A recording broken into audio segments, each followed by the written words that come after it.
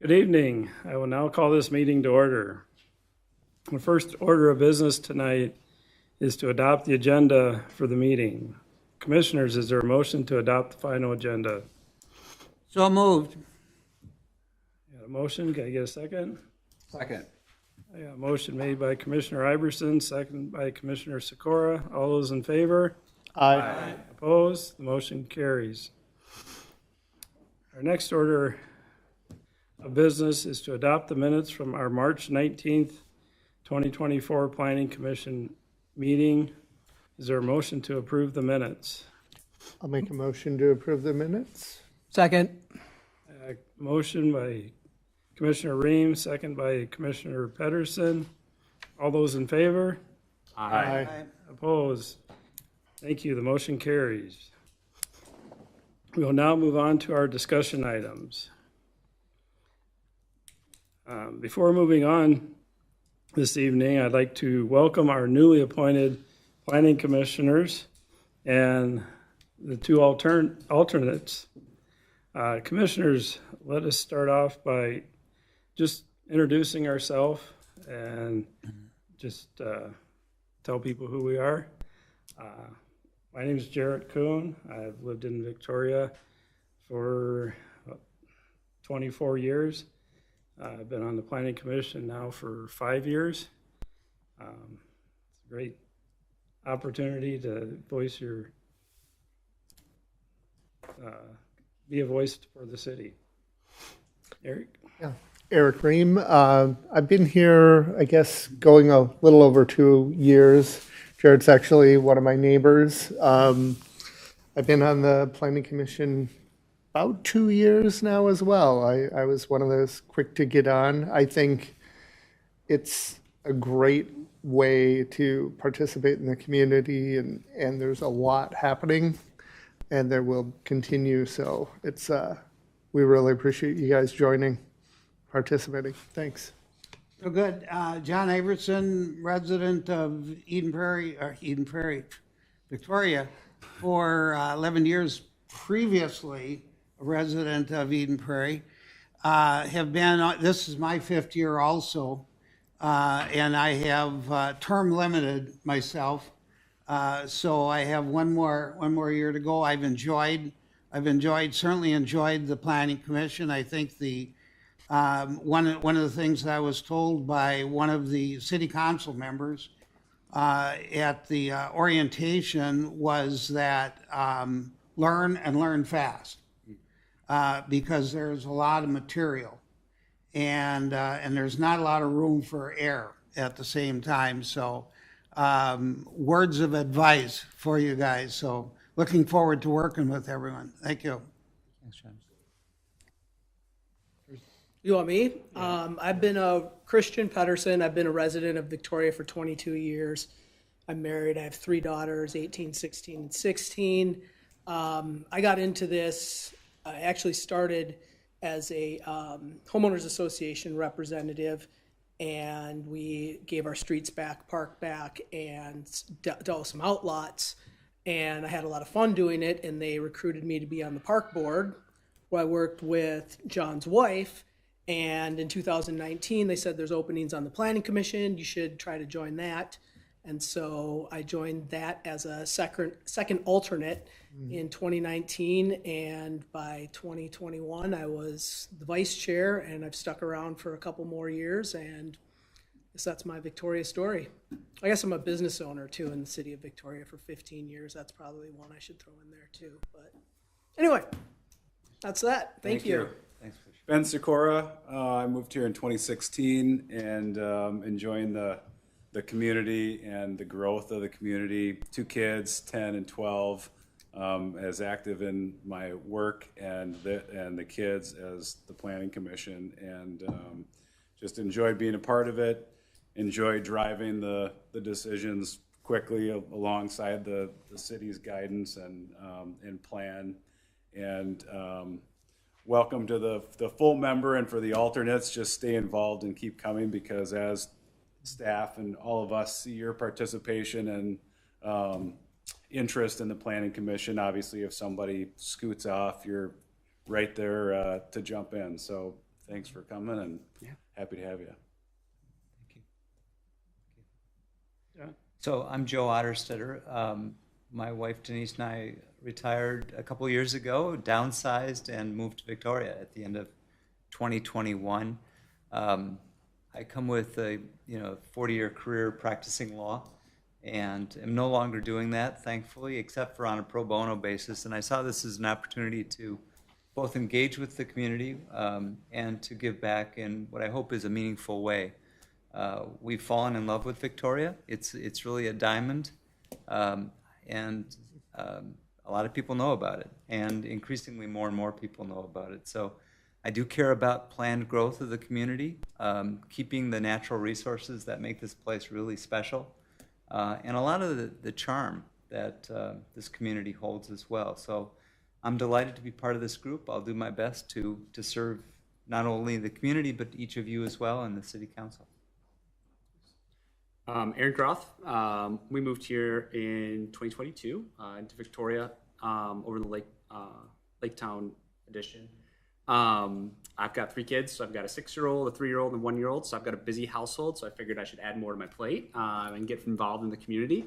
But no, I was excited with the opportunity to, I think, put my skills to use and be involved in planning. My background is in facility management, master planning, construction. So I think I bring that unique lens of thinking through some of like the nuts and bolts of how things are put together.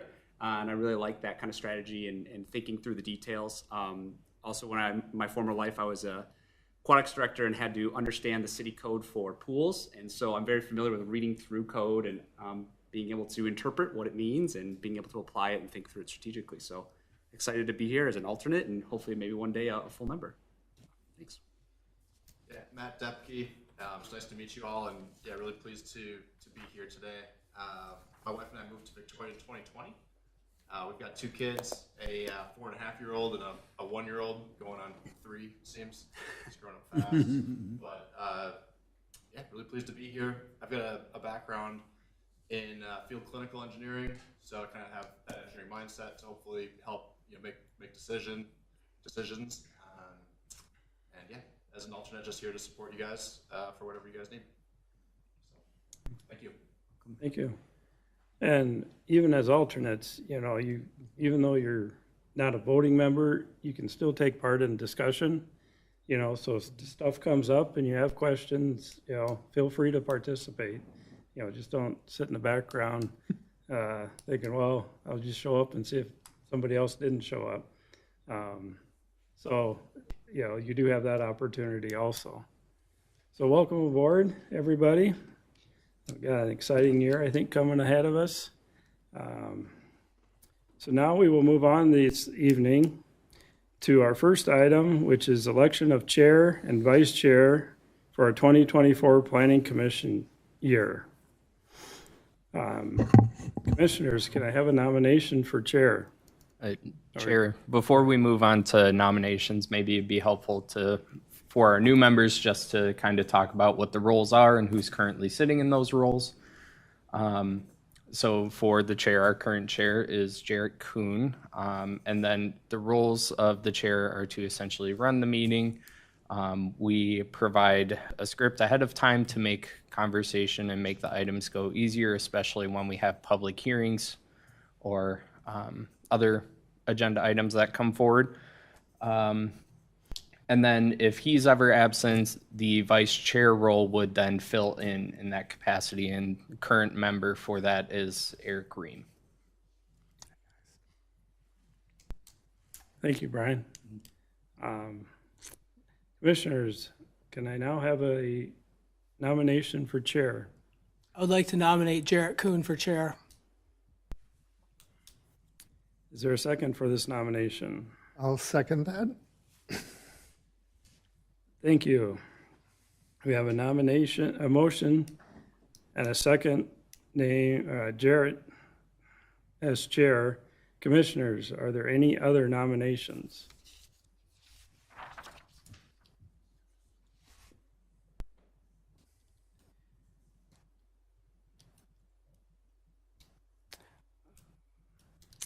Thank you. We will now have a vote So I will bring a roll call motion vote for the first motion of Jarrett Kuhn as chair. Commissioner Iverson, Yay. Commissioner Ream, Yay. Commissioner Pedersen, Yep. Commissioner Sikora, Yay. Commissioner Otterstetter. Addesetter, Yay. Commissioner Croth, Yay. Commissioner Kuhn, yay. Thank you. The motion carries. Our next item is to have a motion for nomination for vice chair. Could I make a motion to nominate Eric Ream for our vice chair? Is there a second? I'd like to second. We have a motion and a second for Eric Ream as vice chair. Commissioners, are there any other nominations? Hearing none, we have Eric Ream for motion for vice chair. Commissioners, I will bring this motion to a roll call vote. Commissioner Iverson, Aye. Commissioner Ream, Aye. Commissioner Pedersen, Aye. Commissioner Sikora, Aye. Commissioner Ottersetter, Aye.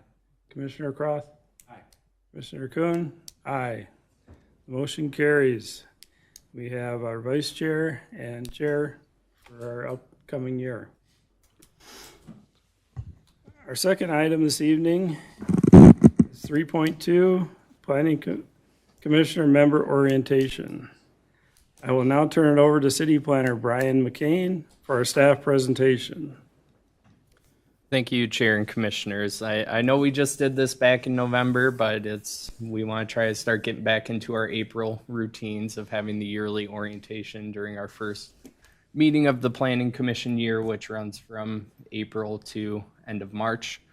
So let's begin. So just first as a welcome, you all introduced yourselves at the beginning of the meeting tonight.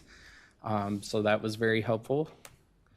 And regarding city staff context, we have Jen Brewington here. She's the Community and Economic Development Director. And then myself, I'm the city planner for the City of Victoria and the staff liaison for the Planning Commission. And we've got our information here, but it's also on the website under our Community and Economic Development page in case any of you ever need to reach any of us.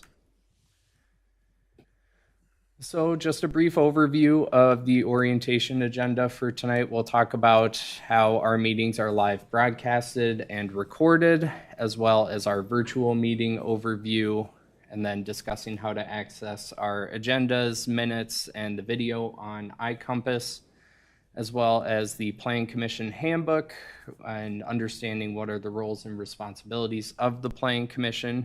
And then also open meeting law, which I know we covered a little bit at a night meeting last month or 2 months ago, which some of you attended. And then also how to use and access Municode, which holds our municipal and zoning codes, which we do our reviews and make our recommendations off of. And then Planning and Zoning 101, and then we'll follow up with some time for questions in case anyone has some. So starting with the live broadcasting and recording, be aware of any nonverbal or side conversations that you're having. These mics can pick up quite a bit, so if you're having side conversations during discussion, that can also be heard, and it is also recorded and memorialized forever. So just be aware of what you're saying in the background, especially if you're attending virtually. Make sure to always speak clearly and directly into the microphone or whatever device you're using if you're attending remotely, and then always assume the cameras are on. It is broadcasted via MediaCom on Channel 8, as well as the iCompass portal and on YouTube. So iCompass is where we have our agendas, minutes, and meeting videos. So here is a screenshot from the homepage of the City of Victoria. So it's easy to find the Attend a Meeting button right on the front page, And that brings you to a city meetings page, which has the link for the online portal. That's how you access the agendas, minutes, and the videos. So the Planning Commission handbook, I updated this for our orientation back in November. I haven't made any changes for this year because nothing has really changed all that much. It's a whopping 142 pages, so if anyone would like a copy of that, I can certainly send you a link for it. It's basically everything you need to know about planning and being a planning commissioner. Open meetings and open meeting law, which we discussed at that meeting last month. Meetings must be public if there's going to be a quorum. So if there are 4 or more members, it needs to be advertised and held as a public meeting where anyone can join. We can't have quorum outside of notice meetings. So just be aware of that. If you're at a function of some sort and a 4th one of you shows up, that means someone's got to leave, unfortunately. So just keep that in mind. And do not engage in chain meetings or chain emails. We will email you all and blind copy you so that it discourages any sort of contact with each other, because if you're replying all to messages, then that kicks into that open meeting law. Our municipal and zoning code are both on MuniCode. You can find those online. We have links on our website. If you also Google it, it usually is the first thing that comes up. What we deal with mostly is the zoning code and portions here and there of the municipal code, like the subdivision section when we're looking at plats for new developments. So that's how to access those links. So what is the Planning Commission? You are the hearing body of the City of Victoria. You hold public hearings for the City Council. You're comprised of 7 voting members and 2 alternates instead of 3.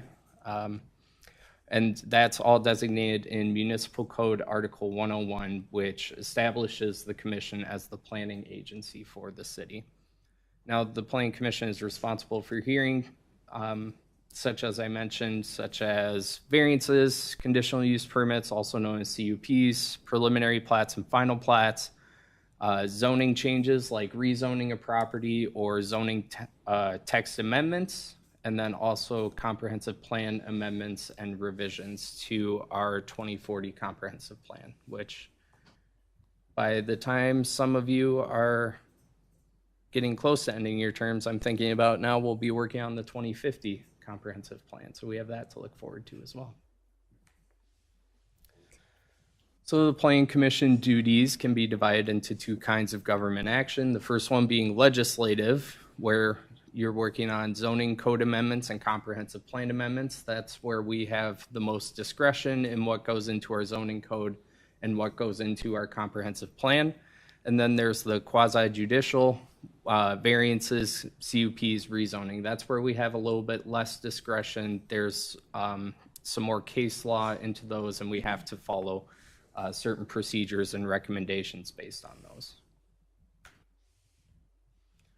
So this is the triangle of discretion on the right side of the screen. The higher up the triangle, the less discretion we have. So as I mentioned, when it comes to zoning ordinances or our comprehensive plan, that's the green on the bottom of the triangle. That's where we have the most discretion, but as you work your way up, we get less and less. So when you get to the top with building permits and plan reviews, those are guided by specific statewide codes that have to be adhered to. So no deviations from those, or less discretion for deviations anyway. The comprehensive plan, as I mentioned, it's done every 10 years. So what this does is outlines the next 20 years for the city as it relates to streets, development, utilities, parks, everything. It's a pretty lengthy document. We have our current 2040 draft on the city website, which is available to the public and you as commissioners to access as well. So if you haven't looked into that before, I suggest doing that, especially for our new members. For the zoning code, that is the rules of the city. So standards that residents, owners, visitors, developers, and others must follow in the city. And then you, as the Planning Commission, work with staff, the council, and the community to develop these rules. And then you, as the Planning Commission, can recommend certain changes to the commission that, or to the council, that staff would draft and bring back to you.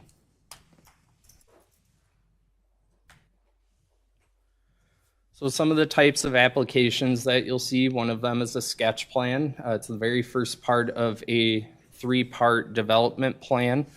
So the sketch plat is when the developer provides a rough idea of their proposal. On the screen on the right here, we have the Amir project, which most of you know. It's gone through preliminary plat at this point, but this is the sketch plat that was first brought to us.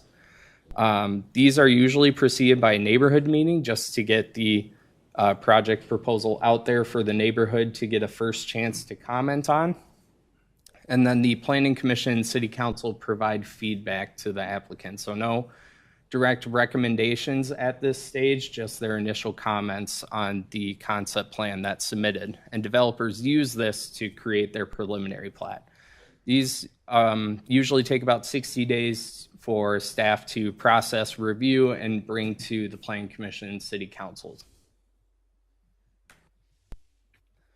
Moving on to the second phase, the preliminary plat. So developers submit this with full preliminary plans for their project, including site plans, surveys, official documents to show what's currently out there and what they're proposing for the site. So staff reviews these and provides feedback to the developer to determine if the application's complete. If it's not, they have to make some revisions and bring it back before we'll bring it to you guys.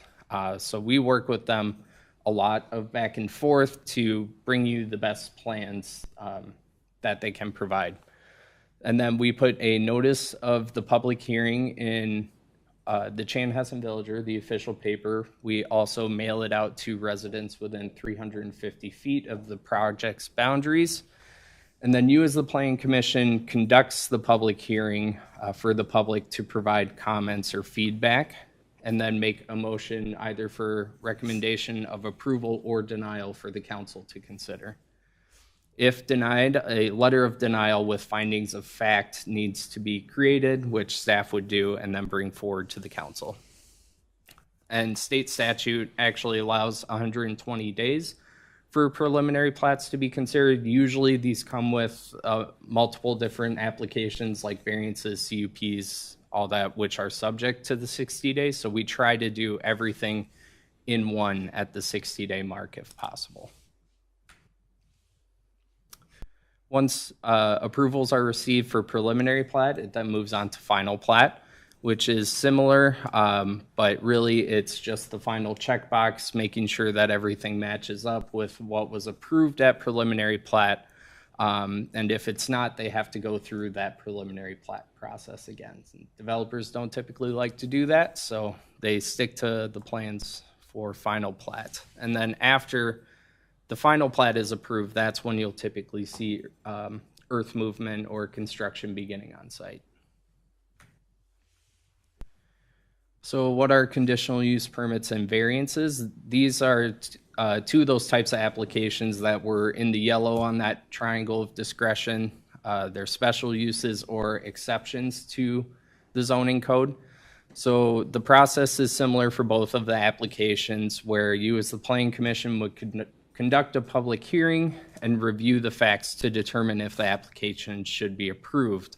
Now, a variance is a direct deviation from code of some sort of quantifiable standard, and a conditional use permit are specific uses that we have called out in our zoning district. So if someone wanted to, well, cannabis has been the hot topic lately, if someone wanted to have a cannabis shop in town, that's not something our code currently allows, so they couldn't get a conditional use permit for that. It's something that we have to currently have in our code for them to pursue. So the Planning Commission can apply conditions that serve a public need and can be directly connected to the need. They can't be arbitrary or capricious. And the city has 60 days to review and approve or deny this application as well. Now, I guess I should have gone into what happens if we don't in those 60 days. We either have to grant, or the developer has to grant an extension, essentially. We have to say, hey, we need more time for our review, and they have to be accepting of that, or the application is automatically approved after those 60 days. So that's why we really try to stick to that 2-month timeline for these projects. And that's state statute. So special requirements for a variance, they have to demonstrate 3 practical difficulties. And those 3 are: the use of the property must be in a reasonable manner, the circumstance must be unique to the property, and that they must maintain the essential character of the locality. So those are the 3 standards that must be complied with for every variance. If it doesn't meet those criteria, you can't approve a variance.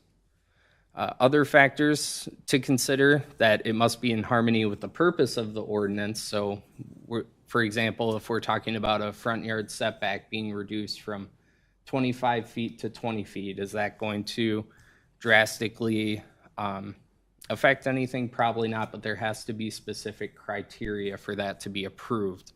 And then additionally, it must be consistent with the comprehensive plan, and economic considerations alone cannot be the determining factor. So if someone's asking for a variance because it's going to save them more money, that's not allowed. It can't happen. We have to deny the variance.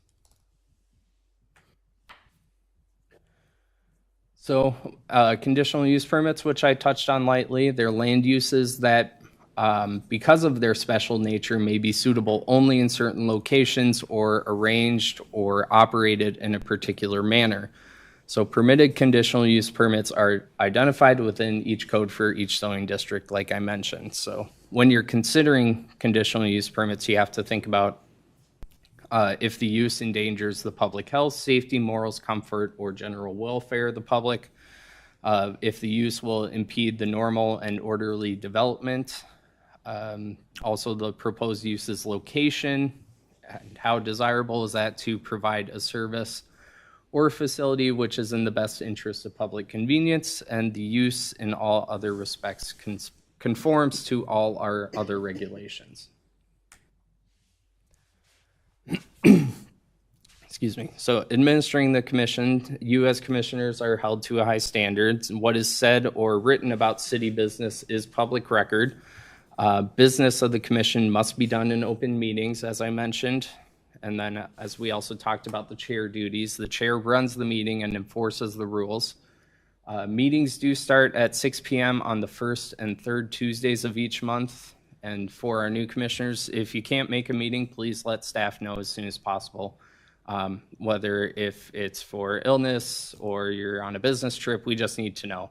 And additionally, attendance is important. So we have a requirement that you can't miss more than, I think, a third of our regular meetings every year. So we have 2 meetings a month, 24 meetings. You can't miss more than 8. Otherwise, the city council can relieve you of your position if they desire. So just keep that in mind. And quorum is 4 members for the commission. Hearings are a time for understanding, asking questions, and forming a decision. So when you're getting comments from the public, really take that time to understand what they're saying and weigh what recommendations you'll be making based off of their input. And if you have a certain position on an item, wait until after the hearing before taking it. You should hear all the facts before making an official recommendation. So hear it from staff, hear it from your other commissioners during the discussion, and let your recommendation reflect that. So now we have some time for questions from the commission. Jen and I can answer any, so just let us know if you have any questions. Thank you, Brian. Commissioners, any questions or comments for staff? Just one. Brian, first of all, thank you. It was an excellent overview and very, very helpful. I'm hoping we can get a copy of the deck just to go back and review it from time to time. I would find that useful. Yep. Secondly, I just wanted to ask for a copy or a link to the Planning Commissioner's Handbook. I think that would, as a new person, perhaps cut the learning curve a bit. So if you could provide that, I'd be most grateful. So again, thanks.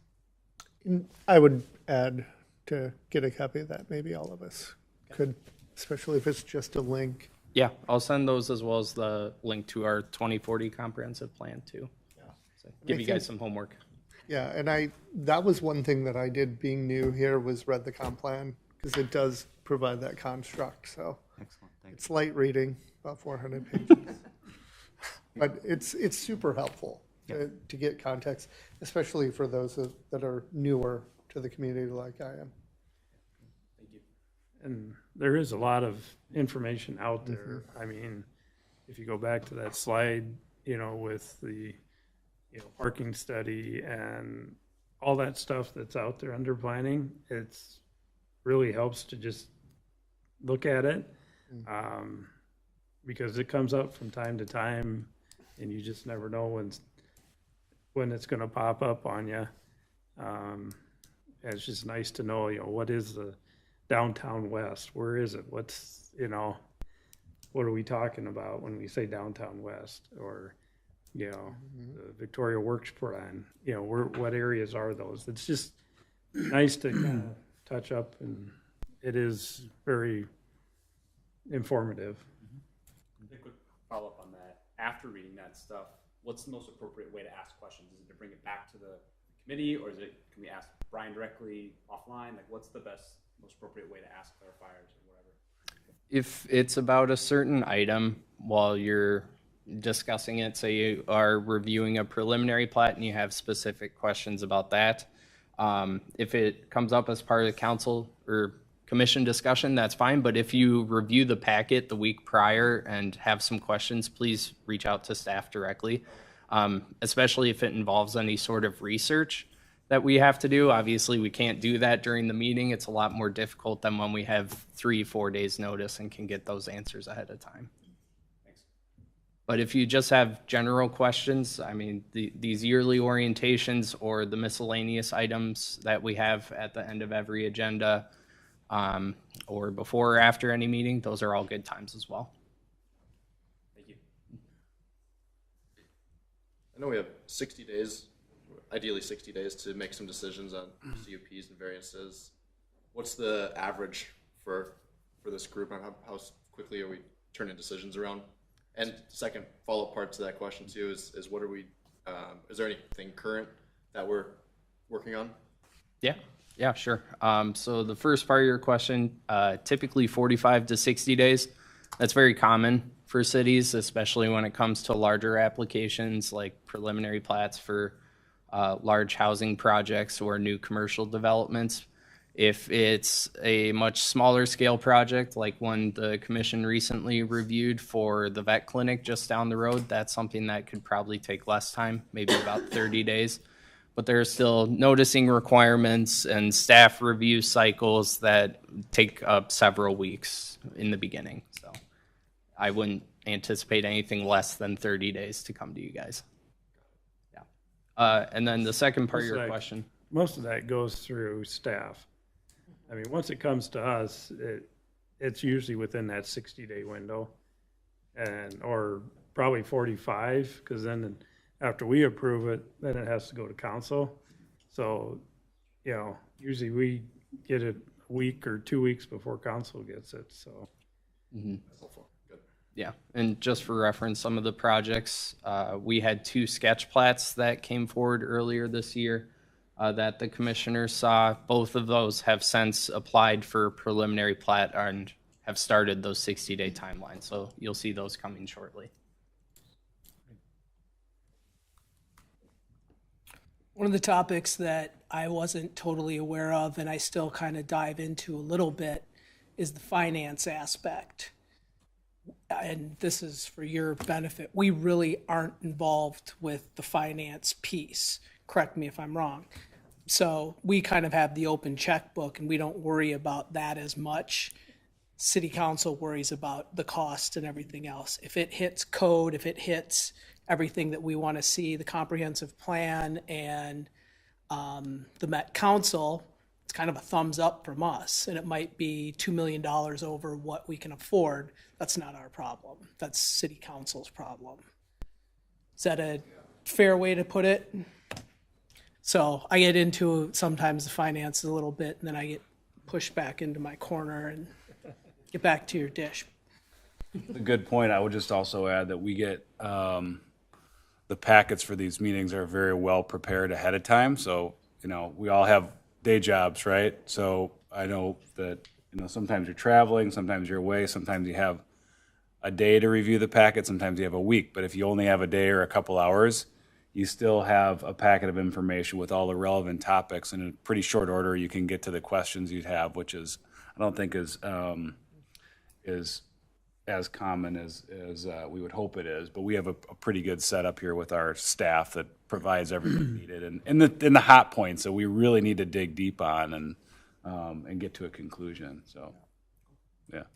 You also can drive by a site. You're going, Right. what does this look like? What, because you can look at it on Google, you can look at it on the county website, but actually physically driving by a site and say, why do they need a variance here? Like the physical features of the, is it a low site? Is it a high site? Is there water problems or whatever? Yeah. Good point. Found that really helpful. I think we had one just recently that there was a request from a homeowner, and it was adjacent to a development, and on paper, you could look. I looked at it. I don't know how everyone else did, but I looked at it and I said, I'm not so sure that that's real valid. What they're saying and what their request is. Drove past it and I said, oh, okay. Yeah, exactly. I mean, this is an issue and it's one that we better address. So, yeah, but yeah, I think the packet is one of the real key things. And I think whatever, if it requires staying up until midnight, preparing, quite frankly, it's extremely valuable to come prepared and to have either questions or comments. But questions, ultimately is probably the key. Well, and it gets to the feedback and the dialogue between your peers. And yeah, you will notice your peers have read the materials before they come. I just wanted to make a note too. So for staff, when a project comes through to our department, we vet those projects very intensely. Sometimes we'll go around a project 6, 7, 8, 10 months before you even see it or hear about it. We also work with our development review team every week. So that's with fire, engineering, public works, planning. Who am I missing? That's a bulk of it. Finance. So we're already vetting a lot of those questions for you. So when we're bringing you that information in those packets, hopefully all those questions are already answered. Again, but staff's always available, night, day, text, emails, whatever works best for you to get your questions answered. And page 98 cannot be overemphasized. There's some history. There's some history here in Victoria, and it's really, really critical, and it is for, I'm involved in a couple of other boards, and that's, not to use the term democracy, but that's really the key. Really, the key to the whole thing is that the three of us don't have a meeting before the meeting and determine what we want the outcome to be. And it's, quite frankly, it's illegal, at the same time. So I think it's one of those things you really can't emphasize it enough to say, okay, well, let's go through and I don't know if did you gentlemen have the opportunity? Yeah. The open meeting law training. Yep. Yeah, and that was a good presentation. I attend the annual meeting, and I pick up something different from a different attorney.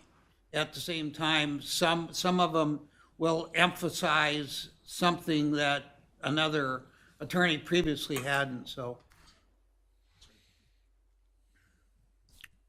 But yeah, the handbook, I have the printed version of it, and it's invaluable. Just, just remarkable, the setback dimensions and all, so. Don't let the packets scare you when they start off. You might see one that's 130 pages and you'll be like, oh my gosh. And yeah, you might spend 5 hours on that one, but as you get into it a little bit further, you know what to look out for. And a lot of times, as Jen pointed out, there will be a listing of 10 to 15 different things that they've had questions on that have already been answered. And you'll find some of us have our own little hot buttons. I like trail connections, Jarrett likes side yard setbacks, so you'll see those, and those will be things that we all kind of focus on. And You like EV charging? EV charging is another one I like. Trail connections, EV charging, there's a few others, but Yeah, anyway. that's right. I got some open meeting law questions. Can I ask them now, or do I have to wait till miscellaneous? Can I ask him now? Okay, so let's say Commissioner Sikora, Otterstetter, Depke, Pedersen, and Croth all go out to play a fivesome of golf. Would that be a quorum? Good question. I would think so. 3 full-time members, 2 alternates. Because they could still be voting members. Okay.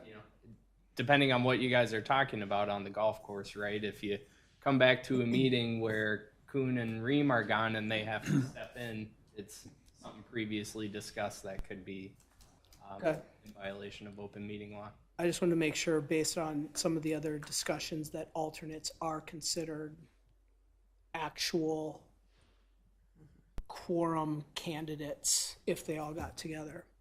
Well, not to interrupt, Christian, but according to the attorney, the mere appearance Yeah. Well, yeah. is, avoid that at all costs. Just the mere Yeah. appearance. It's the appearance of someone else seeing you on the golf course and then making an inference as to what was being discussed. That was my takeaway too from the open meetings. Like, try to avoid that at all costs. You have a 4 caddy live streaming the round, and there's nothing to worry about. We just have to make that tea time made aware and invite others to walk along with us. So I was thinking, is that a 2-week notice in the newspaper, or can I just put it on a sticky note right out here? My next one's one that we kind of discussed but didn't get into. Like, if I have a social media post and I just post something like willy-nilly about, shoreland ordinance or something like that, Commissioner Kuhn comments on it, Commissioner Iverson comments on it, but that's it. Is that an open meeting law violation? Only 3. Not, if it's only 3, don't. Yeah. But the others would have access to it and see it, they just didn't comment, so that's clean, right? I think what the attorney who presented at the open meeting law was trying to get at was try to avoid, blending your social media with any position on something you might be reviewing as a planning commission, even if you're only going to have 2 commissioners comment. What if a 4th one chimes in? Well, then you're in trouble, and you're the ones that get fined for that, not us. So keep that in mind. Yeah. Correct. And then that gets to my last one, and this was one that I wasn't totally sure on, but don't you get like 3 violations a year before you can be fined, or is it 2 violations and you're fined on your 3rd one? I think 3 sounds right. 3. Yeah. So we could technically play 2 rounds of golf. Risk it for the rest of the year and be Is that okay. per 9 or per 18? I don't know. Maybe it's per hole. Anyway, some things I was thinking about that it gets kind of detailed, and Commissioner Iverson brought up the open meeting law stuff, so. And it's the same careful. concept on, if you talk to 2 city council members, don't talk to a 3rd one, because that throws them into an open meeting law violation. Kind of like just about this, and then you call a different one, and it's like, You call more than two, then they're in an open meeting law violation. It does play that way then. As elected officials, it does go beyond our commission into the city council, into Yeah. park commission. Parks and Rec, Senior Yeah. Advisory, all of them, any Okay. recommending body. That's clear. Thank you.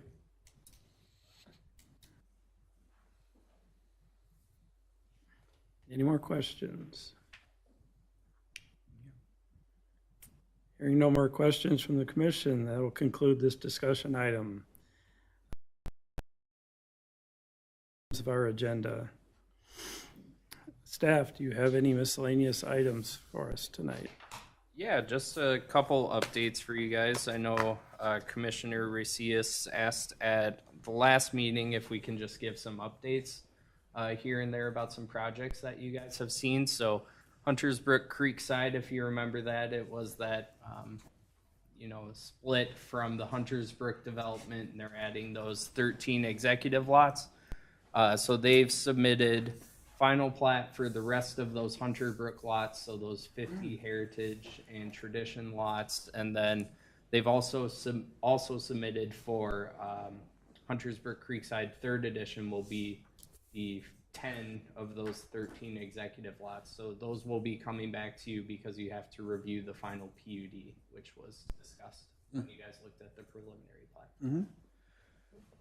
And then we do have another shoreland ordinance coming up in the near future. Yes, I know you're excited.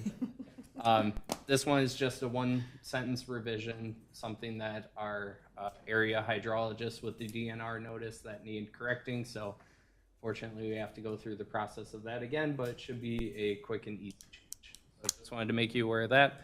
And then, Jen, did you want to touch on the missing middle housing?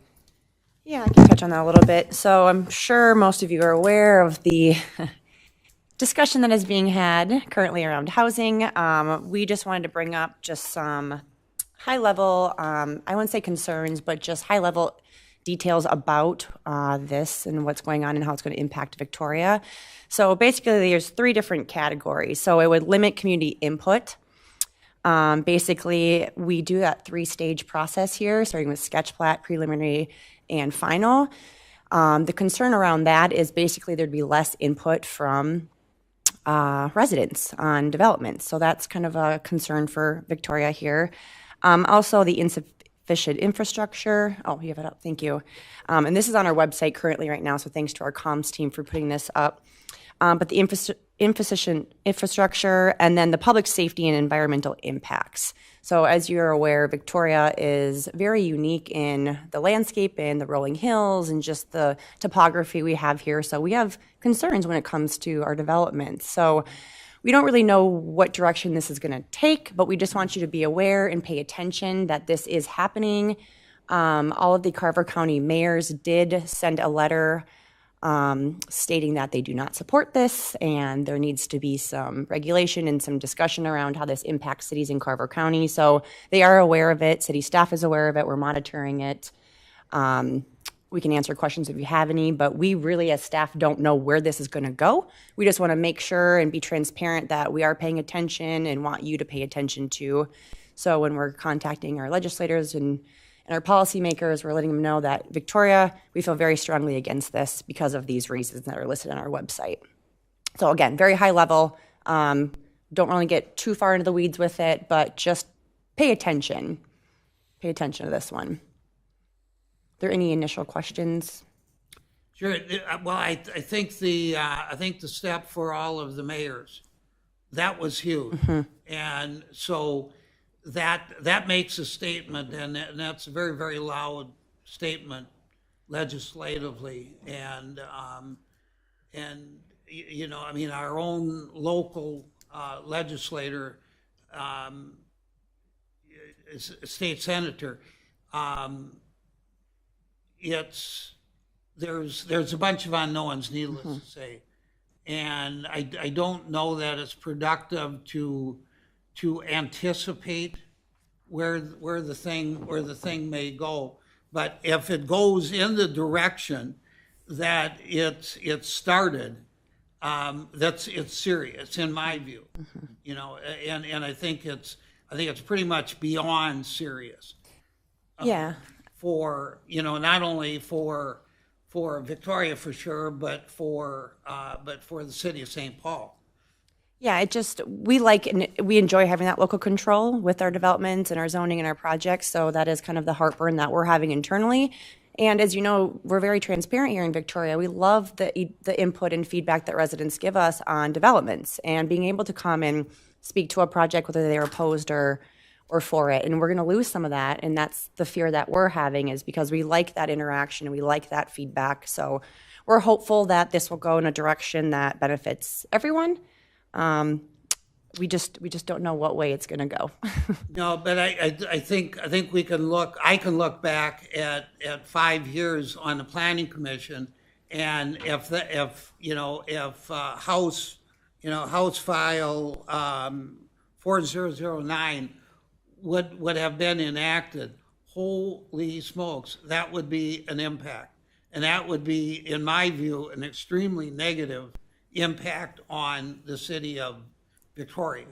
So, you know, I'm really pleased that the local mayors have taken that position, and if you're close, whatever your beliefs are on it, if you're close to any one of the legislators, it's an opportunity to make your thoughts known, quite frankly. Because it's you know, in my view, it's extremely major. Now, again, where it goes, stay tuned. Yeah. We have to adhere to a bunch of Met Council rules a lot. Doesn't this just kind of like Met Council out the door too? Or, I mean, it almost feels like the Met Council would then, if this got, it doesn't seem like it'd work. Yeah, and so that's been a lot of the input that cities and mayors and city councils have provided so far as well. Basically, with the legislature that first came out, basically saying that a single family lot could turn into 4 or 6 units or more, much greater than the 1 unit, which means upgrades to infrastructure for your entire neighborhood connected to each of those houses. So put that on a metro-wide scale, it completely messes up everything that the council has worked for decades to try to plan. So It just can't work. We really try to follow our comprehensive plan, right? That's how we do these things. So we're also kind of intrigued in how that's going to be impacted as we start future planning. You know, as our nobody developments grow, like how does that impact how we plan? So a lot of unknowns, but we are monitoring it and we're talking with our colleagues in other cities and trying to figure out how do our voices get heard, how do your voices get heard, and what's the best for Victoria. And so this is still going through the House. It's in committee right now. It's in committee, but it hasn't been adopted. yeah, so the League of Minnesota Cities, I mentioned that at our last meet. They're still a great resource, so look to their website. They have a lot of information about this. They have something from last Monday about an amended version of this bill, which did make a lot of changes that I think are much better from the original legislation, but there may still be some work to do. So I'll just refer to the League of Minnesota Cities for most updated information. It really is contrary, just rereading it, it's contrary to the comp plan in a pretty significant way. Thank you. Anything else? That's all from staff. Commissioners, do you have any miscellaneous items? I have a question regarding the city council meeting that happened on March 25th. I watched it because I don't have that much to do some days. But they cut out a certain segment of the automatic approval and talked about it for 45 minutes regarding a drain tile in the back of a couple of different properties. And I guess my question is, that never came to us, or we didn't approve anything like that. Did we? And it sounds like it's going to come back to us, and I don't know if I'm allowed to bring that up at this point in time, but I was a little bit confused on what it was all about. Could you clarify that a little bit for me? Yeah, absolutely. So what it was is we have a tree standard which requires a root barrier for our boulevard trees to help protect our infrastructure, like our drain tiles, our sidewalk, from roots that grow over time and impact that infrastructure. So one of our developments recently asked for a deviation to that tree standard. The only way that we can approve that is by modifying our development agreement. Now, development agreements are not something that you guys see or have any authority over. That's all city council. So an amendment to the development agreement was brought forward to them to consider the revised landscaping plans, which is a staff technical thing as well, not in your purview. And so that was discussed for a long time, and they ultimately decided not to approve those amendments and instead requested that staff look into what other cities do for these root barriers, or if they require boulevard trees, just to look into that a little bit further and bring something back to you guys to make a recommendation to them on how we should proceed with those in the future. Thank you. Yeah. So I recognize the development, but I'm like, we never got into this stuff. I have no idea what they're even talking about. And then it's like, oh, it's going to come back to us. I'm like, did I miss that day? It's coming back to you in a much larger picture of how do we make boulevard trees work without affecting our infrastructure, is essentially what it boils down to. Thank you. Any other miscellaneous items? Just the quick one, what is the year that the comp plan begins being revised or reworked? Generally the second half of the decade, so we're talking 25 and after. initial jump starting discussions of look out, comp plans coming is 2025, 2026. And a few of you guys have gone through No. this. Yep. You, No, Kristen, you Yeah. one I was with the park board when we were deep. at the time. Yeah. yeah. I mean, I was in a bunch of discussions on the comprehensive plan that we're in right now, and I was brought into it just in open discussion, and it's a I mean, I think the key to it is, so what have we learned? You know, in the previous 20 years, what have we learned? So let's not do that in the next 20 years, I think. And I think it becomes almost more preventative than anything else. And I think is that a general statement? Yeah, that was my view. That was my view of the whole thing. That gets into One- demographics. Just final comment. I like that update on sketch preliminary, like stages of projects that we have as a city and where they sit. We don't really have a thing that sees that, but at a meeting, it's great to get that update so we kind of know where things are and what we're going to see again. Appreciated that. Downtown West going anywhere? Yes. Okay. Yes, it is still moving forward. We've just got some things in the back end that we're working through. So just for your awareness, last October, the city council approved a apartment building at our downtown west location, which is by the Dairy Queen. So the city owns 13 and a half acres out there. They've owned that for about 25 years. So the first development is finally, hopefully going out there shortly. And that will spur development in that parcel. We will be doing an RFP. I'm hoping if I can get it out by the end of summer, to spur more development and interest and come up with more of a vision for out there and figuring out what's going to be built. So we're looking at more residential, some retail, restaurant. That's going to be basically an extension of our current downtown. So if you think of what we got right here, kind of copy paste, move that on over. So small scale businesses, walkability, green space, your retail. So very exciting, great project. Brian had pulled that up on our website. So that is on our website. believe that's on our planning project page. So most of the active projects will be listed there for your reference. So that's a great place and resource for you as well. It goes through the details. It links to staff reports, talks about the developer and the development. So that's a great place to start as a newbie and people who are currently on the commission, just for updates. But we'd be happy to include a lot of those updates too in meetings, or maybe it's monthly as things progress. But yeah. Just very, very briefly, very briefly, Highway 5, that is theoretically on hold at this point? Is that? Yes. I would say yes, due to the bee pollinator. The bees, yeah. We're working through it. We are working through it. The design, however, they are still working on the design of the roundabout and Highway 5, and they're moving forward with the project. They're just trying to figure out what to do with the bee situation. Yeah. Our city engineer has been pretty involved with that conversation. Yeah, that's a big one.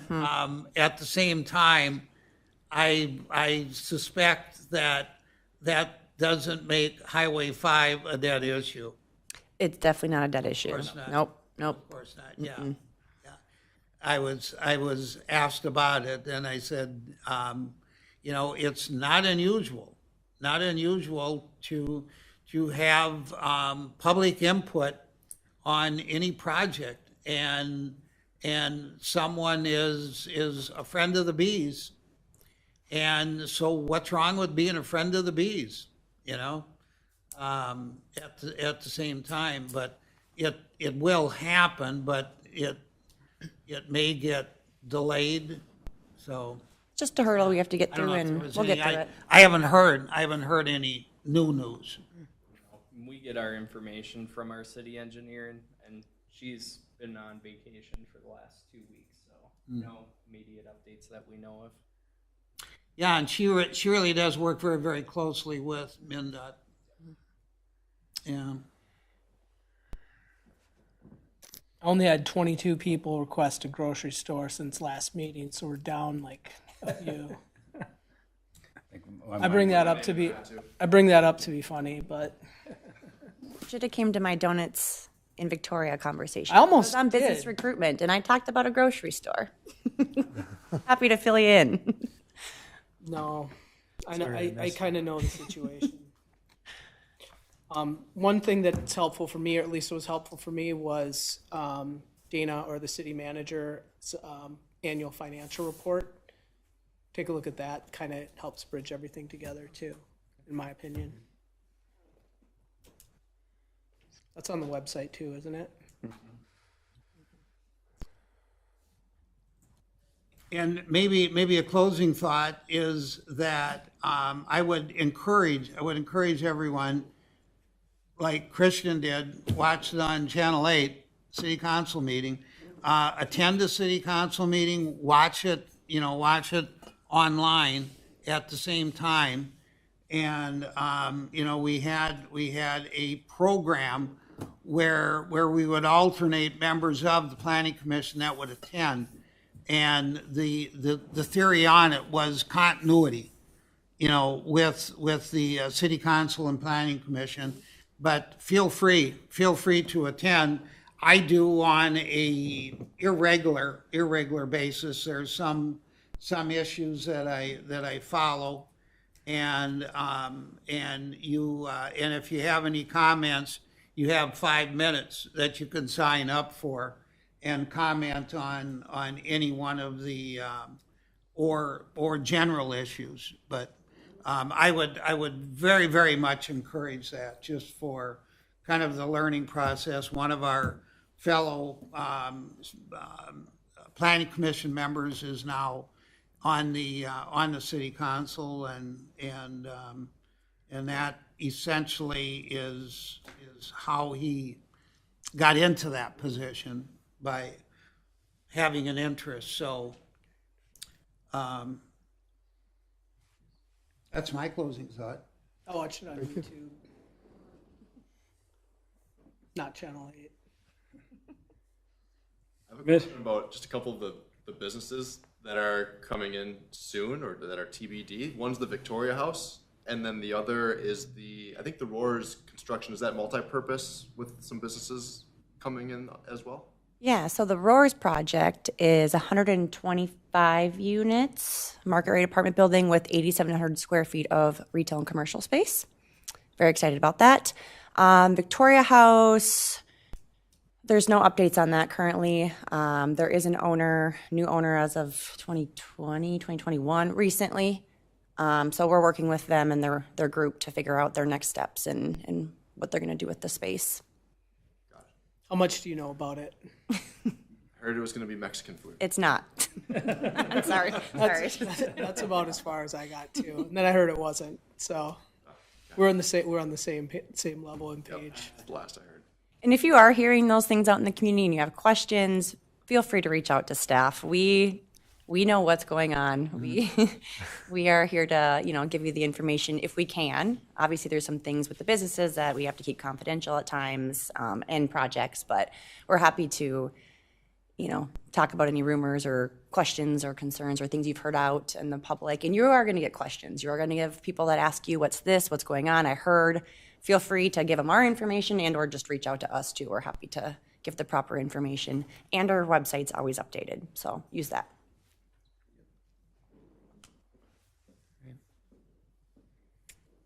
Commissioners, we have no more discussion items for this evening.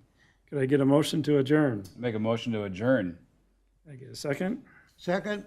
A motion and a second. All those in favor? Aye. Opposed? Thank you. The motion carries. We are adjourned.